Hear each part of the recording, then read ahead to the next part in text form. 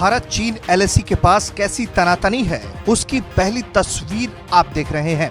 कैसे भारत अपने साजो सामान के साथ एलएसी की तरफ अपनी फौजी तादाद बढ़ा रहा है।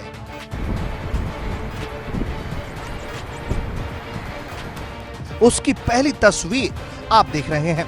ये तस्वीरें चीन के लिए चेतावनी है कि सुधर जाओ, अब तुम्हारी दादागिरी नहीं चलेगी। भारत और चीन के बीच बातचीत का दौर जारी है। भारत लगातार अपना स्टैंड चीन के आगे स्पष्ट करता आ रहा है, जिसके कारण चीन की अतिक्रमणकारी नीति फेल होती नजर आ रही है। चीन लगातार सीमा पर अपने हथियारों के साथ सेना की तैनाती कर रहा है, जिसके जवाब में भारत ने भी अपनी पकड़ बढ़ानी शुरू कर दी है। चीन के साथ तनाव बढ़ने के साथ ही भारतीय सेना ने भी लाइन ऑफ एक्चुअल कंट्रोल पर अपनी गतिविधियां तेज कर ली हैं। आप देख सकते हैं ये जो पूरी सड़कें हैं सभी लाइन ऑफ एक्चुअल कंट्रोल यानी एलएसी की तरफ जाती हैं और यहां पर लगातार फौज की हरकत जो है वो बढ़ रही है। उसमें चाहे जो फौज की तैनाती की तादाद हो वो बढ़ानी हो या फिर जो बाकी ज़रूरी साजो सामान फौज का है उसको वहां पर पहुंचाने की प्रक्रिया हो। फिलहाल जिस अंदाज से चीन के करीब 500 फौजियों ने पैंगोंग लेक के पास जमावड़ा शुरू किया है, उसका जवाब भारतीय सेना की तरफ से उसी अंदाजे से दिया जा रहा है कि वहां पर उसी तादाद में या उससे कहीं ज़्यादा भारतीय फौज की तादाद भी बढ़ाई जाए। संवाददाता ने ये रिपोर्ट उस सड़क से भेजी है जो सड़क एलएसी को जाती है। तस्वीरों में दिख रहा है कि कैसे भारत ने अपनी तैयारी मजबूत कर ली है।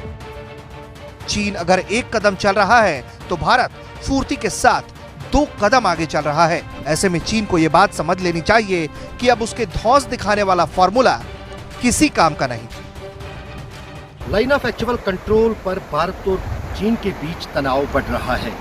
भारत और चीन के बीच लद्दाख में लाइन ऑफ एक्चुअल कंट्रोल पर तनाव कोई नई बात नहीं है, लेकिन अब की बात अलग ये है कि जिस अंदाज से चीन इस क्षेत्र में फौज की तादाद बढ़ा रहा है और साथ ही साथ फौज के साथ साथ उनका साजो सामान और परमानेंट स्ट्रक्चर्स बना रहा है, उसका जवाब भारतीय फौज भी उसी अंदाज में दे रही है।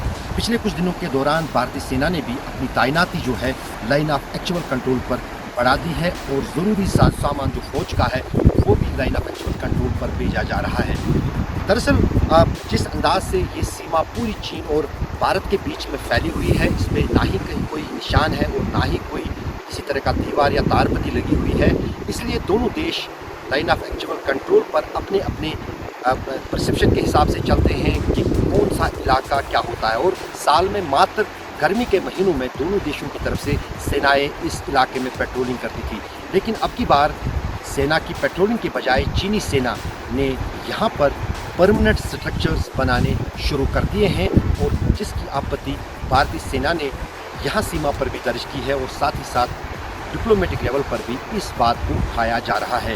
लेकिन अब की बार भारतीय सेना ने ये साफ किया है कि जो गुस्ताखी और जो आंख चीन की तरफ से सीमा पर यहाँ दिखाई जा रही है उसका जवाब उसी हिसाब और उसी ताकत के साथ भारतीय सेना की तरफ से भी दिया जाएगा।